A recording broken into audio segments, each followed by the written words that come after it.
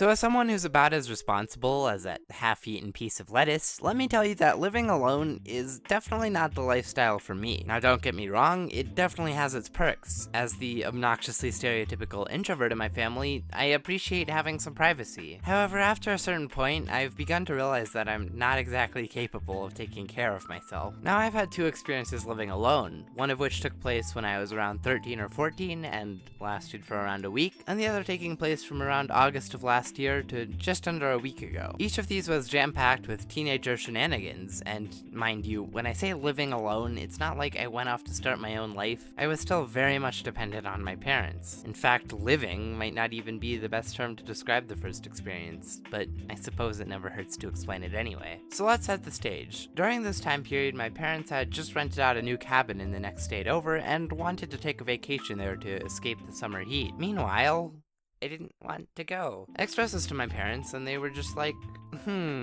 okay, well I guess we could leave you behind. Which, mind you, was not the result I was expecting. So they set off on their journey, and I was left with $60 for groceries and an entire house to myself. Disclaimer: the neighbors across the street, who my family was really close friends with, knew about what was going on and were there to make sure I didn't burn the house down. There were also dozens of safety precautions my mom set up, and I did this all willingly. This is by no means a scenario of child neglect. I would appreciate if you didn't use this video to try and convince your parents to let you stay home alone. Thank you for your consideration. I think to better understand the context of this scenario, we need to look at my cooking capabilities.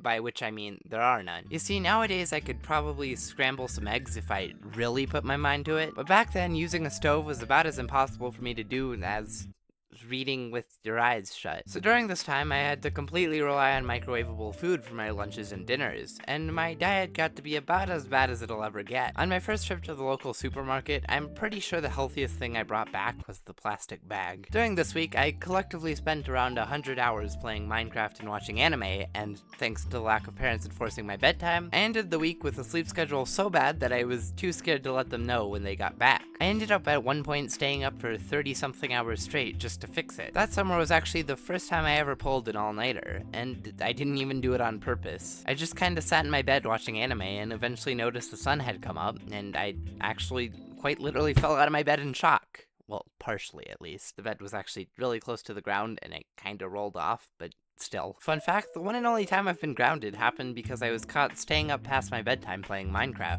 I think part of it had to do with the fact that when my dad came upstairs to take his shower, he peeked into my room to see me diving towards my bed with the computer on the opposite side of the room still on the shutting down screen. I probably could have gotten away with it if I had just continued playing, and my dad would have just been like, "Eli, it's 11 o'clock, go to bed," which would have been the end of it. But nope. By the end of the week, I was basically a husk of a human. Not literally, but the point is I'm bad at taking care of myself. The second I got home, my little sister put on her detective hat and started scouting the house for anything that she could potentially get me in trouble for, and 2 minutes later she found just the thing. At the bottom of the staircase, there was a dead moth that one of the cats had killed that I never bothered to pick up, because in all honesty, I never noticed it. The rest of the house was kind of a mess too. Some crumbs over here, a box of Pringles over there, a soda bottle that got trapped behind the couch that I think was eventually found and blamed on my brother.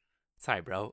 I actually brought this video idea up to my mom, and she said, "Oh yeah, I remember when I asked how you were doing on the first day, and you said you liked it, because there was a lot less screaming." The second instance of me living alone was far tamer than the previous one, as I had the added benefit of still getting to eat my mother's food. So here's how it worked. Basically, the house we're living in is a bit too small for 12 living things to survive, especially when 3 of them are teenagers, and one of them likes peeing on my little sister's foot. At some point, my mom was just like, "Hey, what if we rented out the house next to us and put Eli and his dog in it?" I'm sure based off of previous experiences that this is bound to end well. So we rented out the house right next to ours. It was a pretty tiny place, maybe around a third of the size of the main house, so the extra rent wasn't anything too unreasonable. The first thing I noticed right off the bat was the smell. Now, I'm not gonna get into specifics, this is a family-friendly channel after all, but let's just say that some scented candles really helped to alleviate the scent of a very certain plant. Now, I've become a lot better in recent times about remaining mostly clean, but one of the things I've noticed during this venture is that small things really tend to build up over time. What I thought would be a quick 1 hour long move ended up costing me an entire room, as well as 8 years of back problems. It didn't help that I completely missed the deadline for when the person who had originally been prepping the house for guests decided to move back in, with hopes of finding a more permanent resident. It also definitely didn't help that I had somehow managed to completely block off the staircase because I had I'd gotten so fed up with ridiculously high ping on League that I moved my entire setup downstairs so that I could be closer to the router.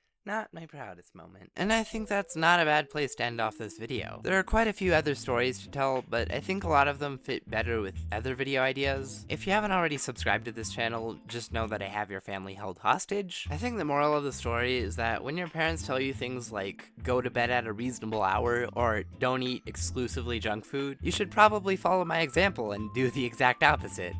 So that concludes my first video back. I'm an awful YouTuber, I know. If you want to help assist in my awful behavior, you can follow me on Twitter, where I'm trying to get my 1000th follower before I make my 1000th tweet. I'll just leave this obnoxiously large text on the screen telling you where to find the link. Okay, bye.